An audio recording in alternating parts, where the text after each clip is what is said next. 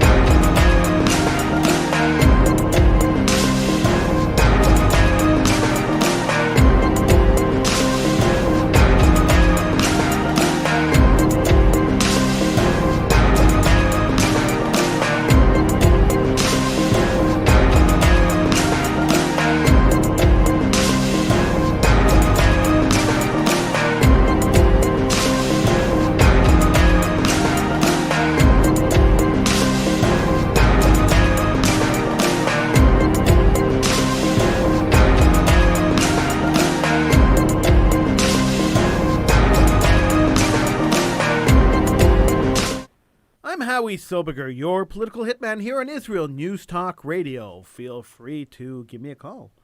301-768-4841 in North America.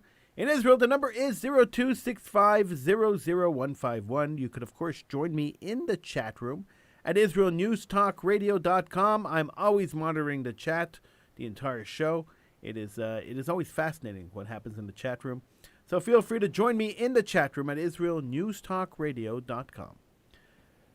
So I'm trying to understand why Jews are being attacked around the world. Now I know Jew hatred is the constant. It's been the constant since the creation of the Jews, since the forming of the Jewish nation, and it has been the constant over the centuries. So Jew hatred doesn't surprise me. I'm just wondering why it flares up and how it flares up every now and then, and now it seems to be flaring up around the world. This Jew hatred seems to be spreading rather than being contained, and I'm wondering why. And when you look at the stories, and I look at the story, I read the stories. I don't just talk about headlines because headlines are always deceiving. So I actually read the stories. And when you look at the stories, there seems to be a common thread, at least this time, on what's causing this Jew hatred. And the common thread is Israel. The state of Israel is the common thread. Now, why the state of Israel is causing this Jew hatred is up for debate. So the big debatable point here is the state of Israel causing the Jew hatred around the world, or is the state of Israel being used as an excuse for the Jew haters to express their hatred around the world? This is the question this is the question we have to ponder, because we all know that Jew hatred existed before the founding of the state of Israel. We all know that Jew hatred has existed for centuries and centuries and centuries, and so. Is it the state of Israel and the politics of the state of Israel and the defense of the state of Israel that is causing this hatred, or is it perhaps something else? Now, I took this under consideration, grave consideration, all week. I've been thinking about this for a while, and then when I googled Jewish news today, just as a little bit of prep for the show. And I saw all these listings of attacks on Jews everywhere from London to New York. I started wondering why. This is the question I keep asking myself. Why? And so I started talking to some friends and some advocates for Israel and some people that I know, and I asked them, "Hey, listen, why do you think Jews are being attacked around the world?" And one after another, they explained to me, well, since Hamas attacked Israel and Israel retaliated, it flared up tensions between Israelis and their neighbors. And when that happens, it always spills over into the rest of the world and it manifests itself in Jew hatred. And I was thinking, that is an extremely interesting point when you think about it. Extremely interesting. Because Israel haters, people who oppose Zionism, or I'm anti-Zionist, always use the line, I'm anti-Zionist, but I'm not anti-Jewish. I have nothing against the Jewish people. Arafat said that. We heard that. I have nothing against the Jewish people. I just don't like Zionists. I think Zionists are imperialistic colonialists, but the Jewish people are nice people. This is what we keep hearing. And there's no equivalence between Judaism and Zionism. Is a mantra that's repeated over and over again by these Jew haters and these Zionist haters and these Israel haters. But they are lying to you, and they're lying to me, and they're lying straight to our faces. They are a bunch of liars.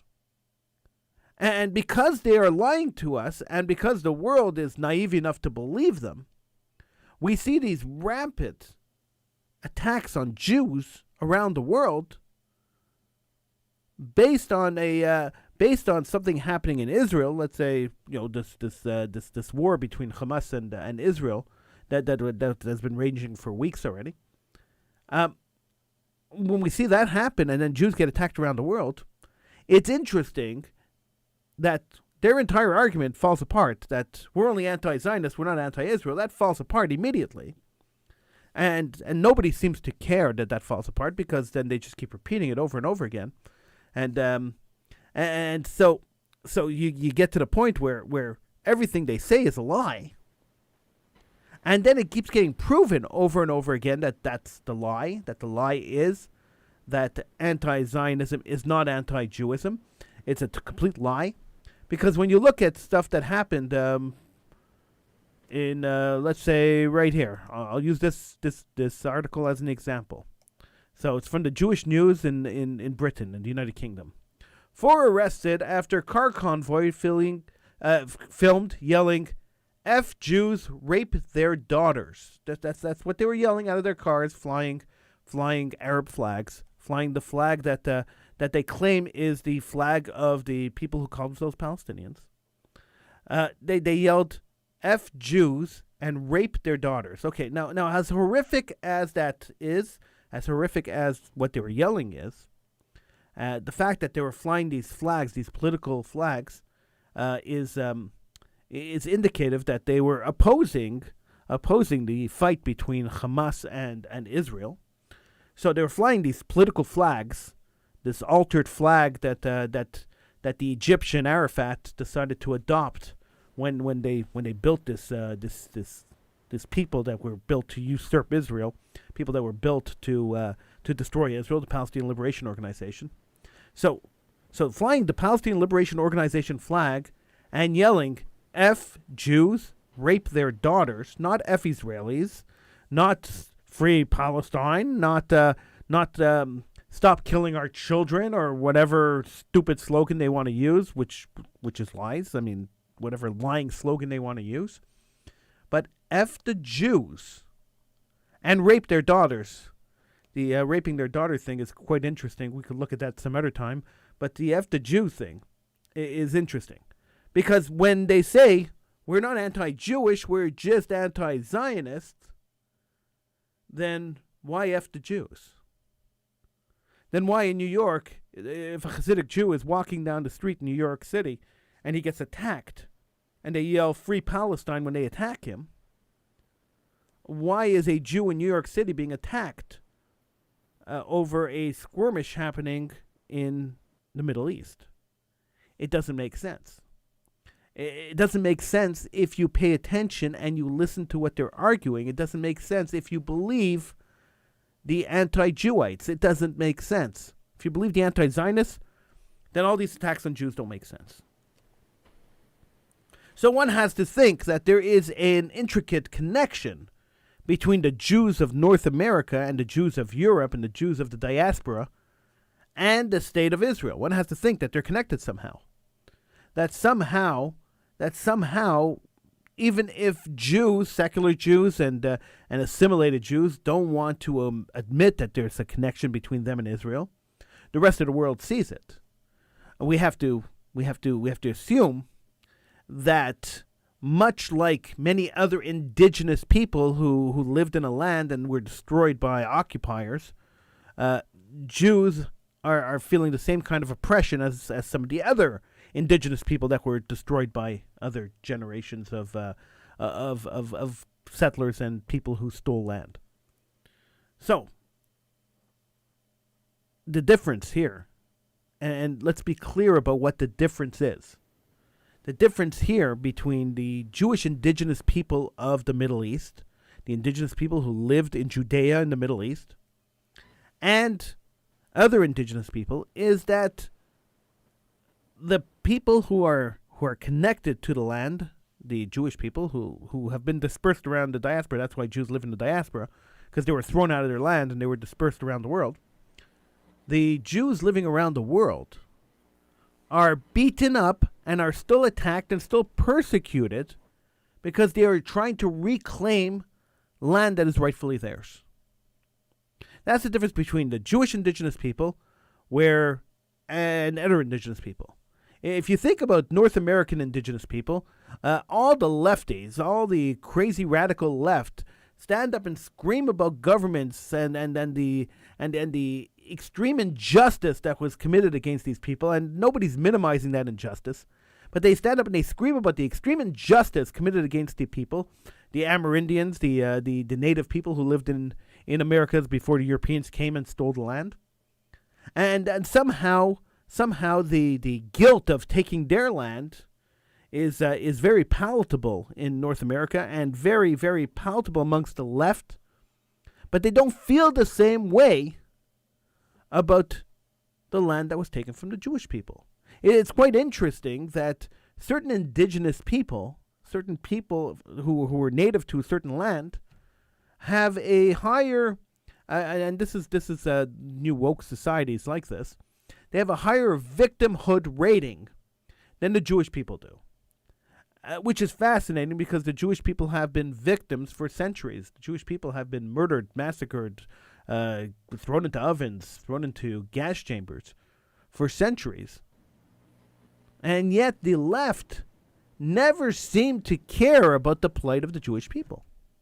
I remember when I was a kid, and the United Nations Emergency Relief Fund, UNICEF, Children's Relief Fund, used to go around and they used to collect money around Halloween time. Around the end of October, they used to run around and collect money. Ding dong, ring your bell. Hey, could you donate to UNICEF? We help kids who are in need around the world. There's no politics involved. We just help everybody who needs help. And it always turned out they helped everybody, all the children who needed help, except for Jewish children, except for Israeli children. Those children didn't matter, but everybody else mattered. If another child needed help, some starving kid in Ethiopia, wow, they were there for him. But not for Jewish children. So it's interesting that the left prioritizes victimhood, and the Jews seem to fall on the bottom of the ladder. I'm Howie Silberger. This is Political Hitman. We'll be back in just a couple of minutes.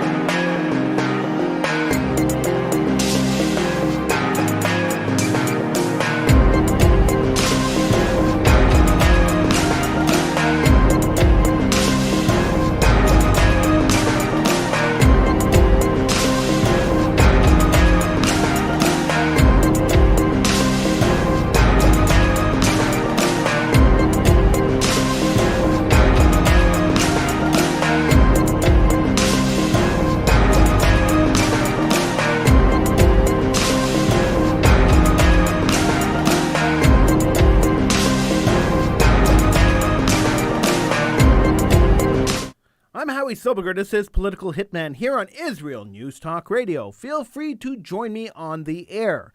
Give me a call. Numbers to call, 301-768-4841 if you're in North America. If you're in Israel, the number is 02-650-0151. You could, of course, join me in the chat room at israelnewstalkradio.com, where the conversation's always fascinating, and I'm always monitoring. I'm watching the conversation. And I will bring you any interesting comments that are made in the chat room right here on the air on Israel News Talk Radio. So, Jews are being beaten up and Jews are being attacked around the world. And even after a ceasefire was called and hostilities have have cooled between Israel and Hamas. Not saying they've ended, because the rocket barrages never end, but the media has cooled off their reporting on it, because gosh forbid they should report on Hamas and their hatred towards their own people and towards Israel. The attacks on Jews have continued, and this is what's worrisome. In the experience that I have, I've covered terrorism. I covered terrorism for over a decade for a couple of major newspapers, and I work closely with a lot of terrorism experts. So my understanding of how terrorism works and how the terrorist mind works is pretty high. I understand how it works, and in my estimation and my understanding is that once they start attacking. Once they activate themselves and they start attacking people in a certain area, they continue to attack in that area. This is something that happens all the time. We saw it in France, where many Jews had to flee France. They just left their homes and they left their businesses, and they ran to Israel because the attack started and they never stopped. We see it happening in Britain. We see it starting to happen in the United States now, where Jews are being attacked on a regular basis. Last summer, every show, we talked about Jews in New York City being attacked in broad daylight and the government of New York doing nothing. At the beginning of COVID, we saw the government of New York, we saw the mayor of New York and the governor of New York scapegoat Jews over the spread of COVID. We saw them use pictures of Jews praying as the picture of people who spread COVID, of hotspots for COVID. At press conferences, they use pictures of Jews. So when you start seeing this kind of thing happening around the world, and you start seeing governments getting in on the act, and the media kind of egging it on, and they do egg it on, the attacks on Jews in North America could be directly linked to media articles that have appeared in major mainstream newspapers, articles that have lied about what Israel did in defense for the Hamas attack. They called it retaliation. It wasn't retaliation; it was self-defense. But no one ever used the word self-defense because retaliation sounds a lot better when you want to frame Israel as the bad guy. So self-defense was never appeared in any mainstream newspaper in North America. So when we think about the way they frame the Israel-Hamas conflict, and I put Israel first because the conflict is not so much with Hamas and Israel, it's more with Israel and Hamas. And the reason I say it's more of Israel and Hamas, not because Israel's the aggressor, but Hamas's problem with Israel's existence is the root of the problem there.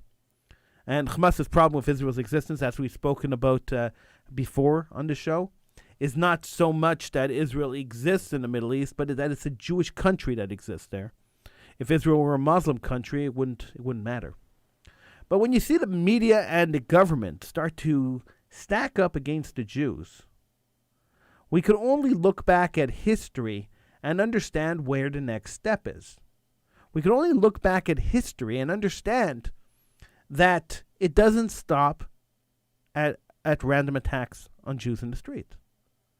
And I'm not even saying that we should go back to the Holocaust and look how the Holocaust started and understand the similarities between the beginnings of the Holocaust and the situation happening now. Because I don't think that's a fair comparison, because at the time of the Holocaust, when the Holocaust started, the State of Israel did not exist and wasn't the strongest army in the Middle East. And the State of Israel did not have a reputation and an obligation to protect Jews everywhere. So I'm not going to say that this is the start of another Holocaust. What I'm going to say is that this is the start. This could be the start, and it seems to be the seeds of another, perhaps, eviction of Jews from a foreign land. This could be the seeds of another potential genocide, God forbid, or another potential series of pogroms against the Jewish people. And we've seen those kind of pogroms, those kind of attacks, those kind of organized attacks against the Jews for centuries. And it always starts with the government and the media ganging up against the Jewish people and riling up the population to attack the Jews. So we might be heading into something like that. And if we are heading into something like that, then Jews are in trouble in North America and in Europe and around the world, in Australia, and need to be saved. Thank God Israel still exists. Thank God Israel exists. Thank God Israel exists. I'll say it 3 times because it's an important thing to say. Without Israel, Jews would be in major trouble. They're already in major trouble. They'd be in much greater major trouble without the state of Israel.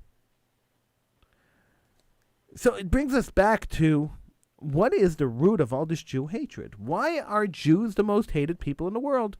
And why does that hatred keep jumping up and manifesting itself time and time and time again? So I floated a theory a while back, and I'm gonna float it again right now, because I think this theory is the actual reason why this is happening. So we know that the war in between the world and Israel is not a political war. We understand that the war between the world and Israel is a religious war, and it's a war that is being waged by an imperialistic religion that believes that any land they conquer belongs to them forever, which, by the way, would probably be against all forms of international law. But we'll put that aside for now because nobody seems to care about that, unless, of course, it pertains to Israel. But so we understand it's not a political war. We understand it's not we understand that it is a religious war. We understand that the religions that are fighting, Islam and Judaism, and notice I didn't say Israel. I said Judaism because that's what the war is. It's not between Islam and Israel. It's between Islam and Judaism. And the problem with Judaism is that Jews are running the state of Israel, and therefore Jews are infidels, not Israelis.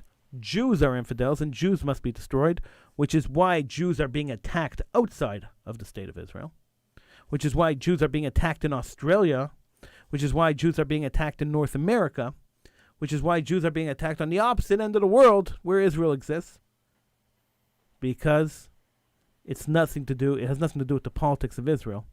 It has to do with the politics of Judaism and the Jewish claim to the land. Now, we understand that this is the problem. And so when we talked before about the idea that when the Christians took over and came out and when they created themselves as a sect of Judaism, then they broke off from Judaism and Christianity was created. They came up with something they called the New Testament. So the Torah and the accepted Bible, the Bible was handed down by God to Moses and then given off to the people. The handed down Bible was what was now replaced in the Christian mind. The handed down Bible was now replaced by the New Testament with God. So the Jews had the Old Testament, which is terminology Jews should never use, by the way. But the Jews had the Old Testament, and now Christianity had the New Testament. And the New Testament had to replace the Old Testament. The problem Christians had was there were still people who believed in the Old Testament. There were still people who believed in the covenant between God and the Jewish people. And so how did the Christians react to that? Crusades. Convert or die. They had crusades in the Middle Ages. Then they had the Spanish Inquisition, where if you didn't want to convert and expose your faith to Christianity, you had to die. We had to kill you. And so that was their solution: wipe out the Jewish people, because the more you kill or the more you convert forcefully or otherwise, the less people believe in the original covenant with God, and the more people will believe that the new covenant is the proper one. listen, if more people believe in the new covenant than believe in the old covenant, then what legitimacy does the old covenant have? There's more to this theory, and we'll get to it when we come back. I want you to join me in the chat room at IsraelNewsTalkRadio.com. I want you to feel free to call in. In North America, the number is 301-768-4841. In Israel, the number is 02-650-0151. I'm Howie Silbiger. This is Political Hitman right here on Israel News Talk Radio. It is. I want you to call in, please. Call in and be part of the show.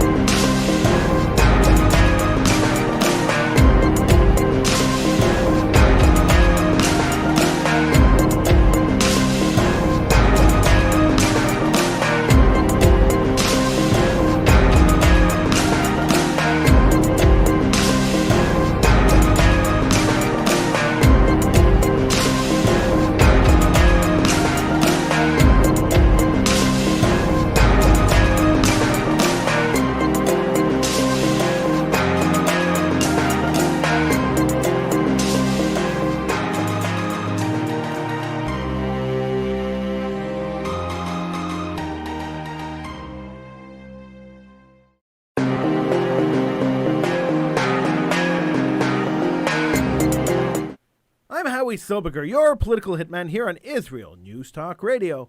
Feel free to join me in the chat room at IsraelNewsTalkRadio.com. You could call in. The number to call, 301-768-4841 in North America. In Israel, the number is 02-650-0151. Of course, those numbers are readily available, and you could find them on the top of the page on Israel News Talk Radio. So, we were talking about the theory on why Jews are the most hated people in the world, and continuously the hated people in the world. And I was telling you about Christianity and the New Testament, that they claimed they had a New Testament with God, and the New Testament replaced the Old Testament. And because the New Testament replaced the Old Testament, We had to get rid of the people who believed in the Old Testament. This is what Christians thought.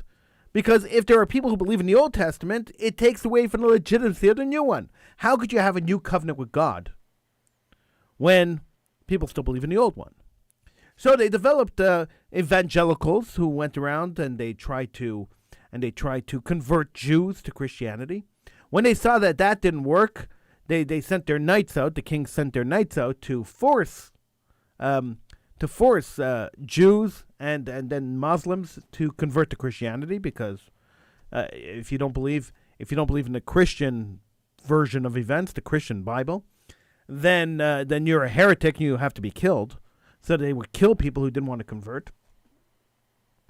And they continued their campaign to convert Jews and anybody else who didn't believe in the Christian Bible till today. I mean, the campaign's still going. Evangelical Christians, that's their whole mission. The entire Christian right that supports Israel, and the entire Christian right which vehemently supports Israel, does so with a purpose. It's not because they have this altruistic love for the Jewish people and the state of Israel, even though that's what they claim. That's not the actual point of why they support Israel. The reason they support Israel, and we could be very clear on this because it's the reason. The reason they support Israel is because the book of Revelations states quite clearly that all Jews have to go back to Israel, and when all Jews are in Israel, the second coming of their Messiah will happen, and then all people who don't believe in the Messiah and in their God will burn in hell. That's the concept. So either everybody will mass convert and realize that the New Testament was God between the Christians and God, that will realize that was the real testament, and they will realize it, and they will throw themselves on their knees and beg for forgiveness, or a big gaping hole to hell will open up and everybody will fall in. So that's the book of Revelations, and that's what they believe in.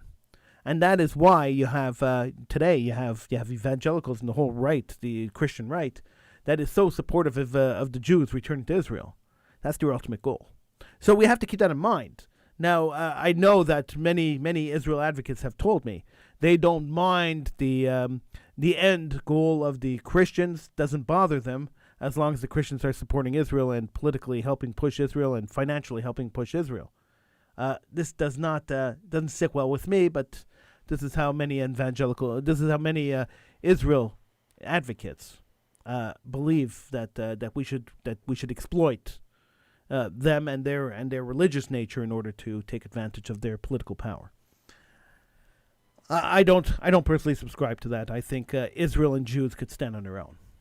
And so when Islam came around, they had a third testament with God. A new deal, let's call it. So a new testament. So you had the Old Testament, which the Christians labeled the Torah, was the Old Testament. Then the Christians had their New Testament, which was the Bible. And then they created the Quran, and the Quran became the New Testament. And so what happens when you have a New Testament, and there are still people believing in the previous New Testament and then the original Testament? We have to go and kill them, right? So Islam is the newest religion out of the three. It's probably the largest one at the moment, but it is the newest one out of the three. And it's still in its growing stage. Believe it or not, religions take centuries to grow into what they are. And so Islam is still in the growing stage. And if you look at the amount of time between the founding of Islam and the creation of Islam and today, you will see that that the amount of time between the creation of Islam and today, and the Islamic attack on everybody who doesn't believe in Islam, is around the same amount of years as when the Christians started their crusades after the creation of Christianity. So you realize that religions work in cycles, and this is the cycle. This is the cycle of religions. So Islam is at the point now where they are trying to prove that even though they probably have the most amount of followers in the world, they're still trying to prove that their New Testament is actually the Testament with God. Even if it might not be conscious, this is the goal. The end goal is that this is the testament to God, and everything else is invalid and has to be destroyed. It's the same concept as the Christian Crusades and the same concept of the Spanish Inquisitions, and the Jews are always the brunt of this because the Jews are the ones that hold up they hold the flag for Torah and for Torah values and for the original testament with God, and in my opinion, the only testament with God. They're the ones who hold up the flag, and so since they're the ones who are holding up the flag for truth, for the Torah and for the covenant with God, they're the ones who have to be attacked around the world. And this is the reason why it doesn't matter what the catalyst is. So when Israel didn't exist, Jews were still being attacked. When Israel did exist, then Israel's being used as an excuse to attack Jews. And the reason that Jews are being attacked around the world has very little to do with the existence of the State of Israel, has very little to do with the Arab-Israel conflict, and has a lot more to do with the religious conflict between Islam and Judaism. And this is an argument I make a lot, and this is an argument that gets thrown back at me, and people scream at me, saying, Howie, you're crazy. You live in the past. Howie, what are you talking about? We have to look at the geopolitical situation today. We have to look at the at international law and the United Nations, and they throw all this political stuff at me. And while I understand the politics of it too, I have advanced degrees in political science. I understand the politics of it. At the end of the day, when you want to get down to the root of the problem, when you want to get down to the core issue, and that's really what you should always try to do in any conflict, is find a core issue. What is the seed of the conflict? How do you resolve the conflict? Everyone tells me that the conflict in the Middle East is unresolvable. And this has been the mantra for 70 years. It is not true. It is not true. It is solvable. But you have to understand, and you have to realize what the problem is. If the problem was a land problem, it would have been solved years ago. We know that because a whole lot of offers were made and land was turned down. So it's not a land problem. If it was a problem with the existence of the State of Israel, then they could have negotiated Israel out of existence years ago. That didn't happen. So it didn't happen for a reason, because land is not the issue. Muslims believe that the land that Israel sits on is Islamic land because it was Islamic. It was land ruled under an Islamic caliphate. So an Islamic leader ruled the land, owned the land, which means the land becomes Islamic forever. Anybody who's not Islamic, who sets up a country in land that was Islamic land, according to the Quran, is an infidel, is an illegitimate government, and must be destroyed. Period. That is the root of the Arab-Israel conflict. Period. There is nothing else. That is the root. Now, how do you resolve something like that? It's difficult to resolve religious conflict. But that is the root, and that is why there have been wars there for thousands of years. That's why there have been attacks on Jews and attacks on everybody there by Muslims for centuries. It's because it's not has nothing to do with the State of Israel. And anybody who wants to argue that it does have something to do with the State of Israel, I invite you onto the show with me. You come here and argue with me. But that is the root of the problem. That is why every Arab leader has walked away from deals that Israel has tried to make, where their only obligation was to recognize Israel as a Jewish state. Because they couldn't recognize Israel as a Jewish state, it would go against their religion. It would be a violation of their belief in Islam. And they would be killed by Islamic radicals. So, if you want a solution to the Middle East problem, it's not simple at all, but you have to find a religious solution to the Middle East problem. It has to be a deal between the religions, not a deal between countries. A deal between countries is absolutely pointless because it can never be upheld.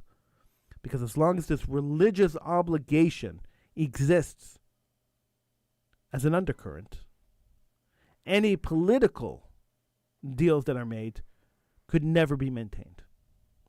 It's a scary proposition. It's unfortunate, and it explains why Israel has never been able to achieve peace with their Islamic neighbors, and it also explains why Jews are beaten up and attacked and constantly bothered outside of the State of Israel when it comes to dealing with politics inside the state of Israel. And that's the reason. And so, if you want to argue this, and you want to actually